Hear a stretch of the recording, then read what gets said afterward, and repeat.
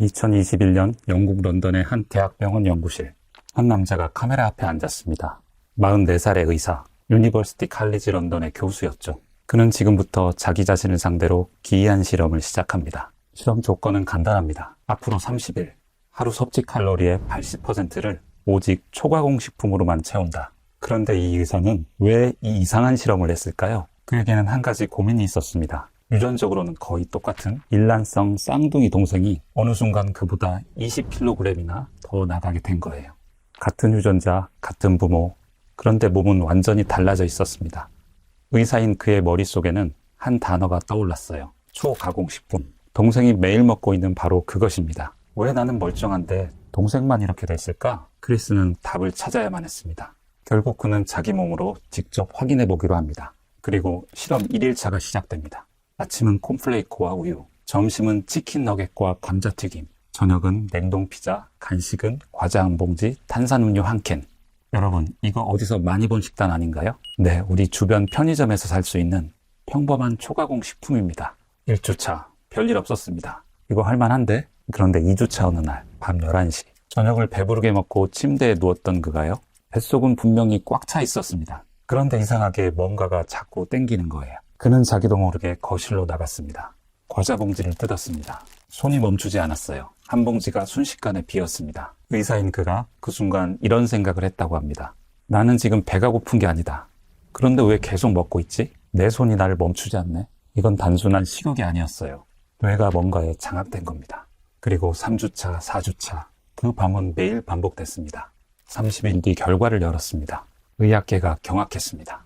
이 의사의 몸에서 도대체 무슨 일이 벌어진 걸까요? 그리고 그 결과가 왜 지금 여러분의 몸, 여러분의 다이어트와 직접 연결되는지 오늘 그 이야기를 제대로 한번 들려드리겠습니다. 안녕하세요. 20년째 대사질환과 비만 환자를 진료하고 있는 살빠체 남창 원장입니다. 여러분 이런 경험 있으시죠? 편의점에서 과자 한 봉지를 사면서 다짐을 하죠. 오늘 딱 반 봉지만, 오늘은 맛만 봐야지. 그런데 3분 뒤에 보면요. 봉지가 이미 비어 있습니다. 내 손이 언제 그렇게 빨리 움직였는지 기억도 안 나죠. 그리고 자책하시죠. 역시 나는 의지력이 없어.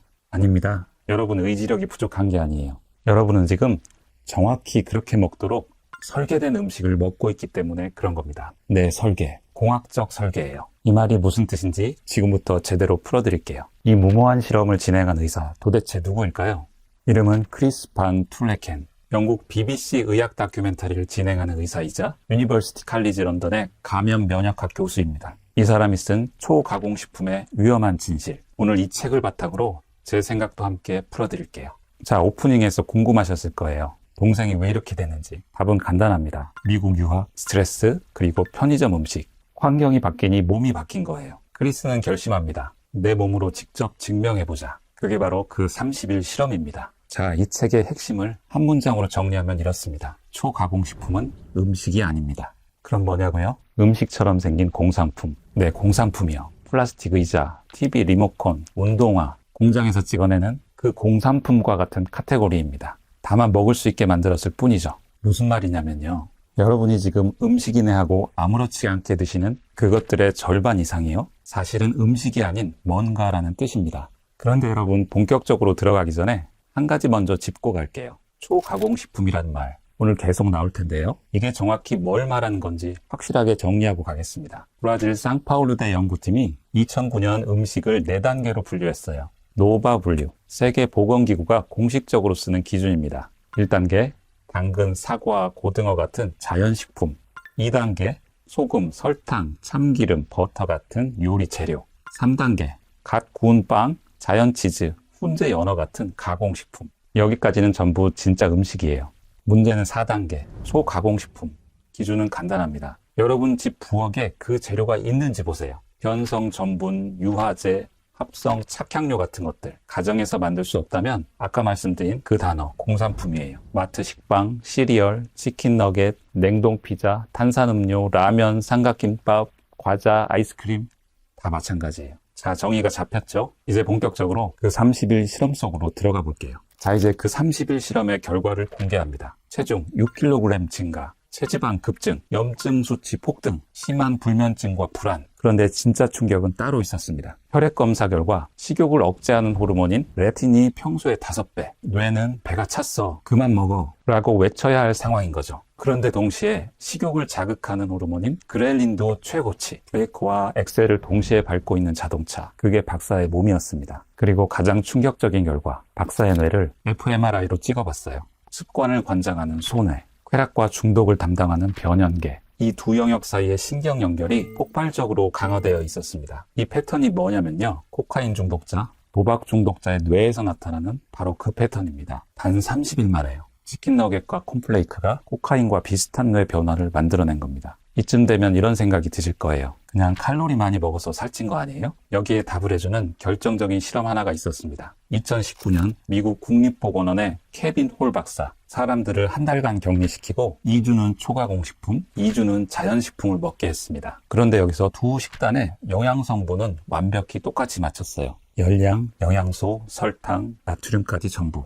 오직 가공 방식만 다르게 한 거죠. 결과는요, 초가공식품을 먹을 때 사람들은 하루 평균 500kcal를 더 먹었습니다. 같은 영양 구성인데도요. 왜 이런 일이 벌어졌을까요? 원인은 3가지입니다. 첫째로, 씹을 필요가 없습니다. 초가공식품은 입에서 녹도록 설계됐어요. 식도로 그냥 미끄러져 내려갑니다. 위장이 나 배불러라는 신호를 뇌로 보내기 전에 이미 어마어마한 칼로리가 몸속에 들어가 있는 거죠. 둘째로, 유화제가 장벽을 녹입니다. 아이스크림, 마요네즈, 빵에 꼭 들어가는 유화제. 물과 기름을 억지로 섞는 산업용 화학 물질인데요. 쥐 실험에서 이게 어떻게 나타나는지 아세요? 쥐의 장 점막을 세제처럼 씻어냅니다. 장 점막이 얇아지고 유해균이 혈류로 새고 전신 염증이 시작되는 거죠. 여러분이 좋아하는 크림빵 한 조각이 매일 장벽을 조금씩 녹이고 있는 겁니다. 셋째, 가장 무서운 건데요. 뇌 보상 회로를 해킹합니다. 초가공식품은 맛 엔지니어들이 계산해서 만든 설탕, 지방, 소금의 완벽한 비율을 가집니다. 뇌에서 도파민이 쏟아지도록 하는 거죠. 그리고 이 보상이 반복되면 뇌는 정상적인 음식으로는 만족하지 못하는 상태가 되죠. 그래서 밥을 먹어도 뭔가 허전한 거예요.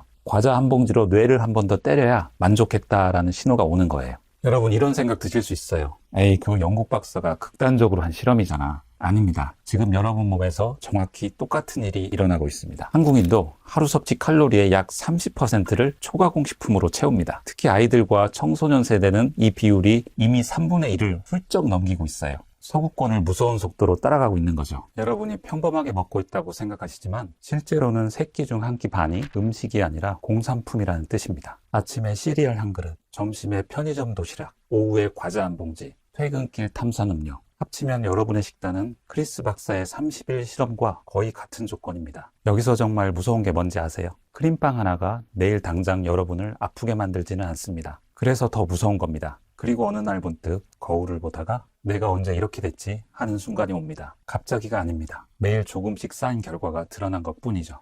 자, 그래서 오늘 여러분 머릿속에서 정체성 하나를 바꾸셨으면 좋겠어요. 나의 의지력을 높이자가 아니라 나는 진짜 음식을 분별하는 사람이다. 목표를 바꾸는 게 아니라 내가 어떤 사람인지를 바꾸는 거예요. 그러면 안 먹어야 한다가 아니라 나라는 사람은 원래 저런 건 안 먹지. 이렇게 됩니다. 그래서 오늘부터 뭘 해야 되냐? 거창한 변화를 시도하지는 마세요. 초가공식품을 완전히 끊겠다. 이거 사흘 만에 무너집니다. 대신 너무 작아서 실패할 수 없는 것부터 시작하세요. 첫째로 하루 한 끼만 진짜 음식으로 바꿔보세요. 아침만, 점심만, 한 끼만요. 삶은 계란, 과일, 채소, 잡곡밥, 우리 주방에서 찾을 수 있는 재료로 한 끼만 바꿔도 그날 나머지 식사가 자연스럽게 건강해집니다. 둘째로, 식품 성분표를 딱 한 번씩만 읽어보세요. 여러분 자주 드시는 과자 한 봉지, 음료수 한 병 뒷면을 펼쳐보세요. 변성 전분, 유화제, 카라기난, 합성 착향료, 이런 단어가 하나라도 보이면 그건 명백한 초가공식품입니다. 한번 눈으로 본 순간부터 여러분 뇌가 그 제품을 완전히 다른 눈으로 보기 시작합니다. 셋째로, 크리스 박사 본인이 추천한 역방향 실험입니다. 딱 3일만 의식적으로 초가공식품 위주로 드셔보세요. 얼마나 더부룩한지, 얼마나 빨리 배고파지는지 직접 느껴보는 겁니다. 의식을 하면서 몸으로 겪고 나면 안 먹어야 해가 아니라 이건 내 몸의 안 맞네로 바뀝니다. 박사는 이걸 탈동조화라고 했어요. 의지로 끊는 게 아니라 뇌가 스스로 거부하게 만드는 거죠. 여러분, 솔직히 말씀드립니다. 3일 뒤에도 한 달 뒤에도 체중이 5kg 빠지는 드라마틱 변화는 없을 겁니다. 그런데 말입니다. 어느 날 문득 편의점에 들어가셨는데 이상한 일이 벌어져요. 예전에 무조건 손이 갔던 그 과자 앞에서 잠깐 망설이는 자신을 발견하는 순간이 옵니다. 이게 음식일까? 아니면 공산품일까? 그 질문을 스스로에게 던질 수 있게 되는 순간 더 이상 여러분은 식품공학자들의 실험 대상이 아닙니다. 내 몸의 주인공으로 돌아오는 순간이죠. 오늘의 다음 한 끼를 바꿀 수 있기를 진심으로 바랍니다. 오늘도 변화의 주인공은 바로 여러분입니다. 화이팅!